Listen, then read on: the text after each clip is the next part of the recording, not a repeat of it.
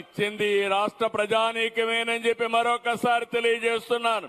అలాంటి మీకు ఇలాంటివి చూసుకున్నప్పుడు నా ప్రయాణాన్ని, నా ప్రస్థానాన్ని తలుచుకుంటే నా గుండె ఆనందంతో ఉప్పొంగుతా ఉంది. మిమ్మల్ని చూసినప్పుడు నా మీద మీరు చూపించిన అభిమానానికి నేను కూడా మీరు ఒక్కసారి ఆలోచిస్తే ఎన్టీ రామారావు గారి దగ్గర పనిచేశాను. ఎన్టీ రామారావు గారిని ఆలోచించినప్పుడు క్రమశిక్షణకు మారు పేరు, పట్టుదల ఉండే వ్యక్తి, అనుకున్నది సాధించే వరకు నిద్రపోయేవాడు కాదు.